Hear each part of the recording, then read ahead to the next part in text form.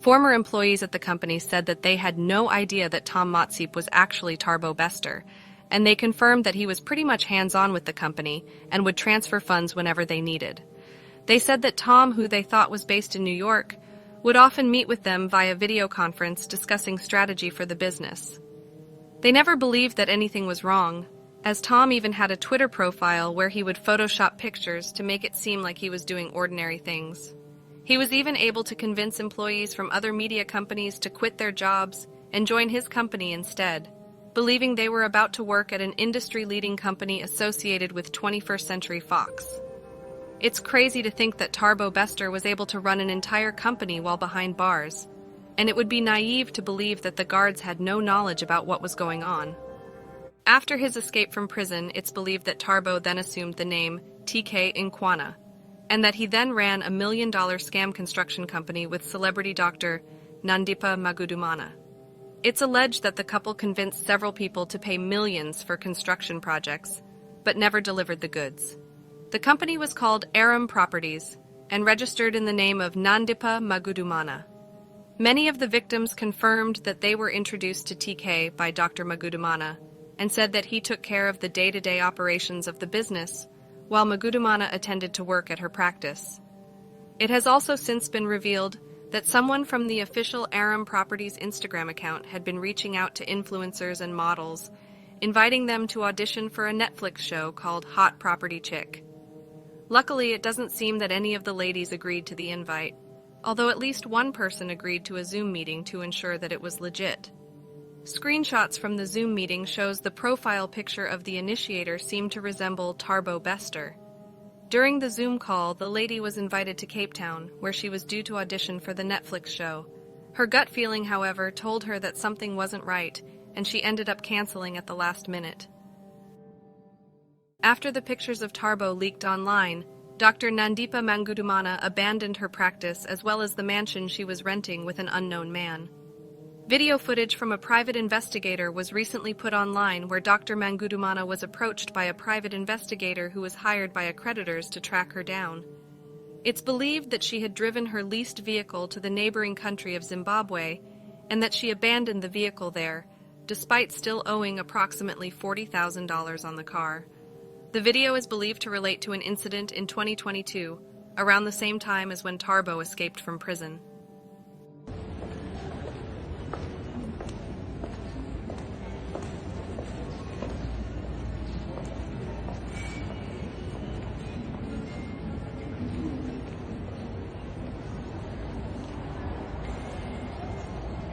Dr. Nandipha, how are you, Marcy? How are you? How are you? Can we sit? Yeah, you can sit down.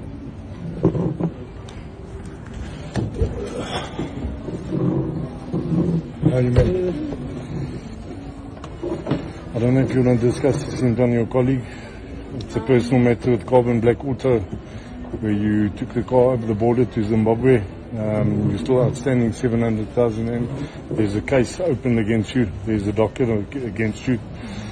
So we just want to try and sort this out amicably.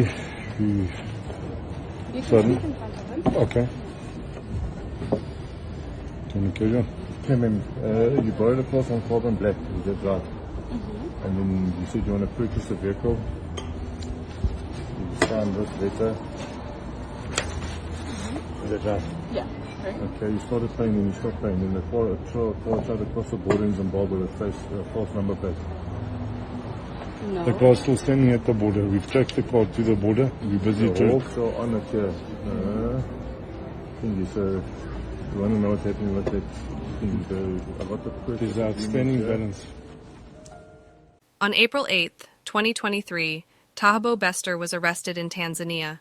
He was caught on the way to the border, along with Dr. Nandipha, and a third person believed to be a Mozambique national. Unconfirmed reports from South Africa suggest that Nandipha's dad, along with 3 others, have also been taken into custody. Their charges have not yet been revealed.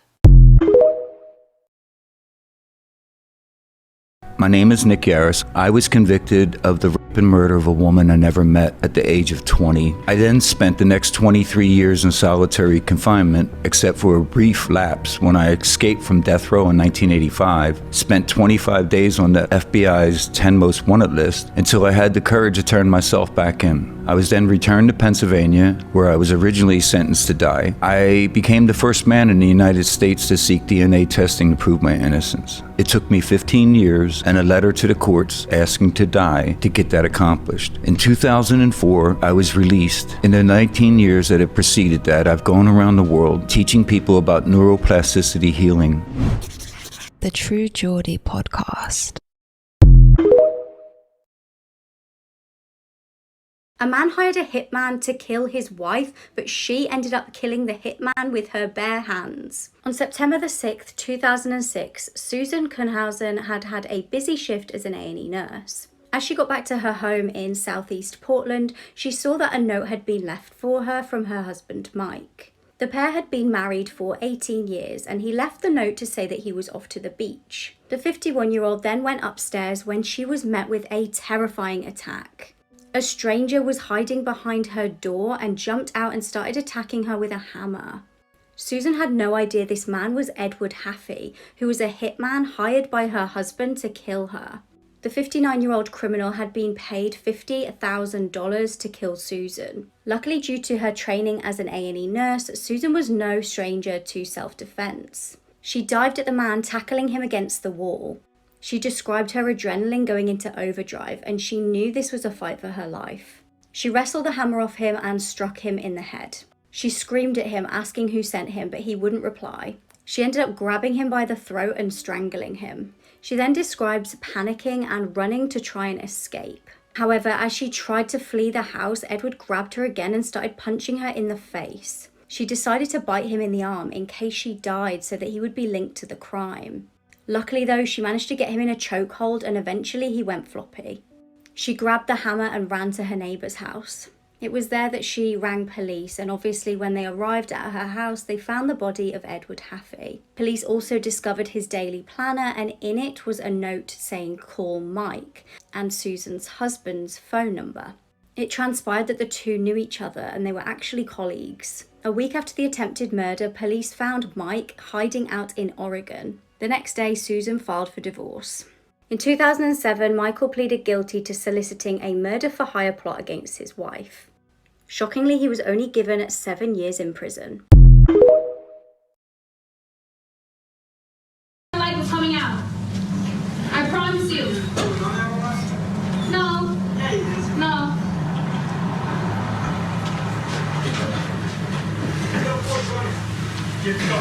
Back out. Back up. Babe! Get off of my property. Are you gonna talk about my property? Get off.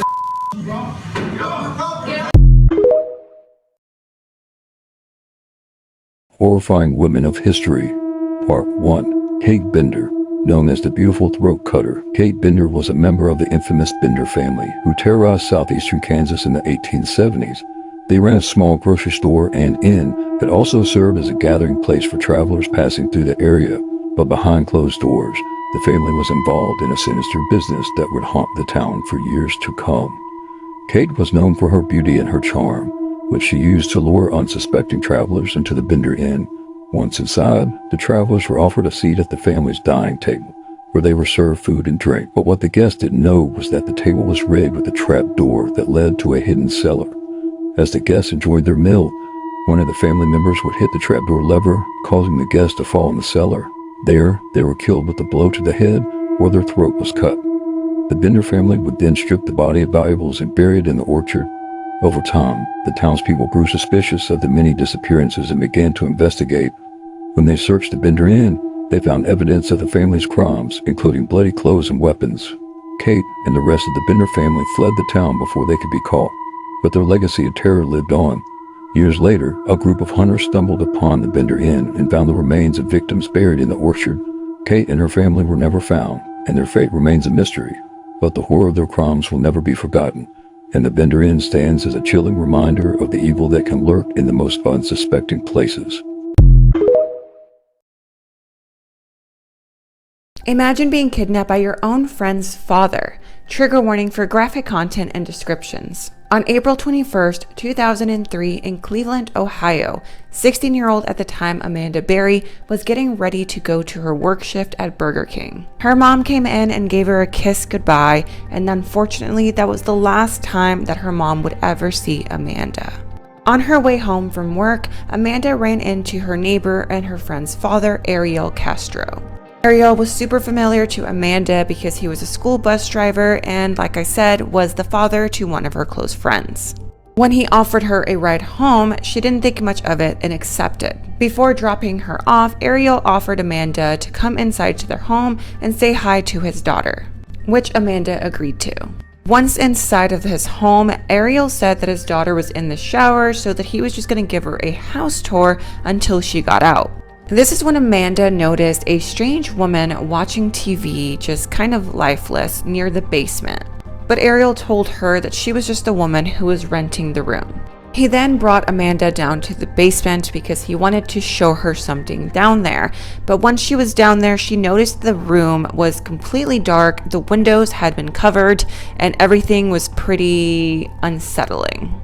This is when she really got uneasy, but unfortunately by this point it was way too late. Ariel demanded her to pull her pants down and then chained her by the stomach to the walls. He then tied her limbs together with duct tape. This was the moment that Amanda realized that woman that she saw earlier was also being held captive. Amanda started screaming for help, but this is when Ariel put a motorcycle helmet on her head to mute out her voice. Meanwhile, Amanda's mother, Lawana Miller, was seen constantly on TV pleading for her daughter's safe return. The authorities were in complete shock as to how Amanda completely disappeared without a trace. Search parties and vigils were held in order to find Amanda, which Ariel ended up attending every single one of them, but unfortunately, nothing came about them. Ariel had his own pretty sinister past. His wife would end up divorcing him because he would beat her so severely that she would lose teeth and her nose would break in multiple occasions. And she even reported that to the authorities, as well as the fact that he would tie her down in the basement. Unfortunately, nothing was done with these reports and he was never arrested for those. During captivity, Amanda ended up getting pregnant with Ariel's daughter. They named her Jocelyn, but Jocelyn soon started asking questions when she was old enough as to why her mom was always chained up. So this prompted Ariel to leave her unchained and give her more freedom around the house. Go to part 2 because I have officially run out of time. 911, Operator Davis, what is the address of the emergency? Oh my God, what's the address to Weston Point? Oh my God, there's an active shooter there. Oh my God, does anybody know the address to Weston Point? Oh my God, I just watched it. Ma'am? Ma'am? I'm sorry. Yes, I'm okay, sorry. ma'am. Okay, hold on. Just let me. Oh my God. Okay, where are you calling from? I'm calling from my branch at 9708 Brownsboro Road. Okay, what business are you with? Old National Bank. Okay, stay on the line with me here, please. Stay on the line. Okay, ma'am.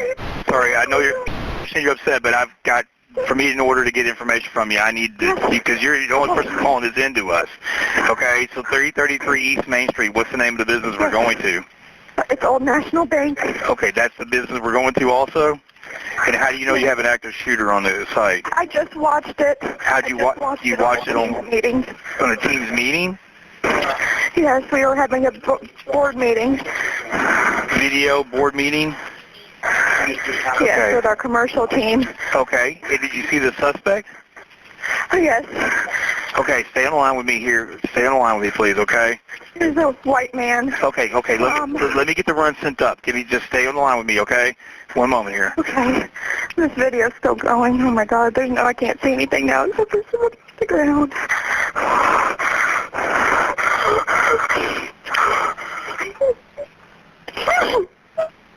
Okay, give me the description of the subject, please.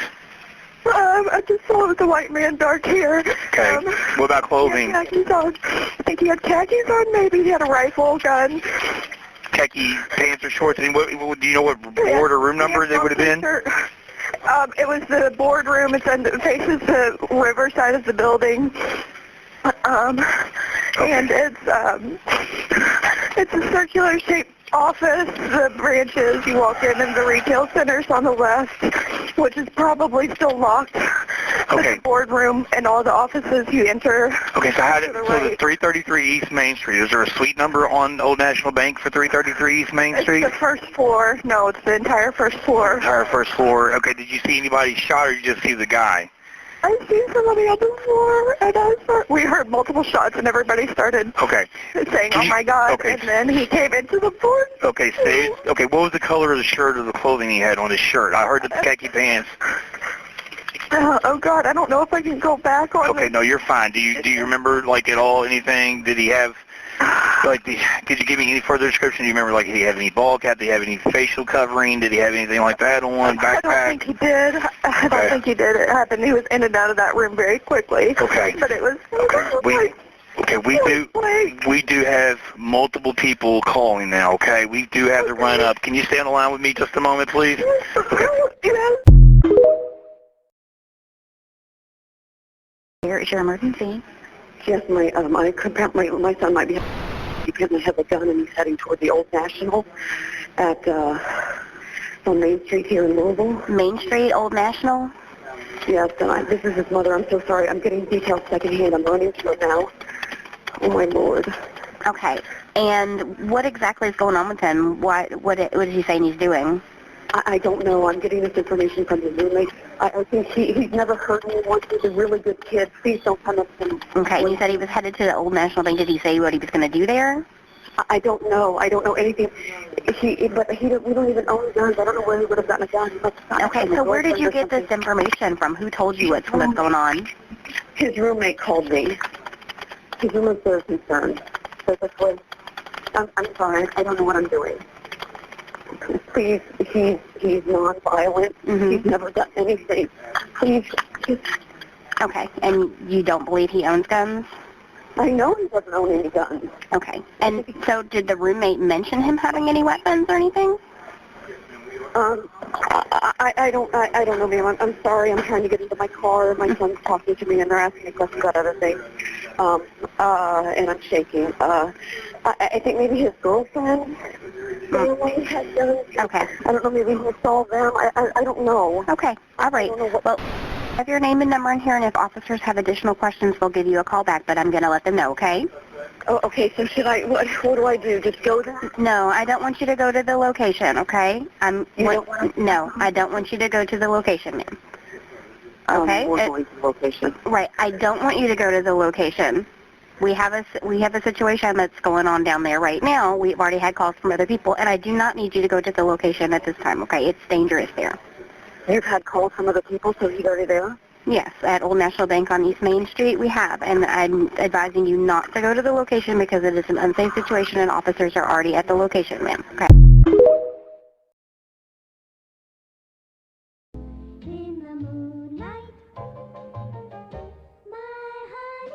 Okay, so my sister, who is a Marilyn Monroe enthusiast, saw my previous video about the suspicious circumstances surrounding Marilyn Monroe's death and wanted to give me more information because she didn't think I did it justice. So she had a live-in nurse named Eunice who also worked with the Kennedy family, and at the time of Marilyn Monroe's autopsy, the lethal amounts of drugs found in her system, which I believe were barbiturates, weren't consistent with her having taken them, as in an overdose, because there were signs of a struggle on her as well as in her bedroom. And after her death, they police couldn't find this little black book that she used to keep with her at all times. And she kept that book with her at all times because she never wanted to seem stupid, so she was consistently writing down information that she wouldn't forget it. And it's believed that there was information on the Kennedys in there that they didn't want to get out. And her room had been destroyed as if someone was looking for something. So, where's the black book?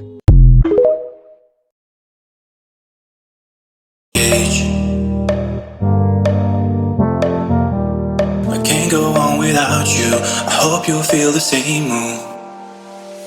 Your kiss, I need the caption on the main page. I won't be locked in your cage. Break with what I've built. I can't go on without you. I hope you'll feel the same mood.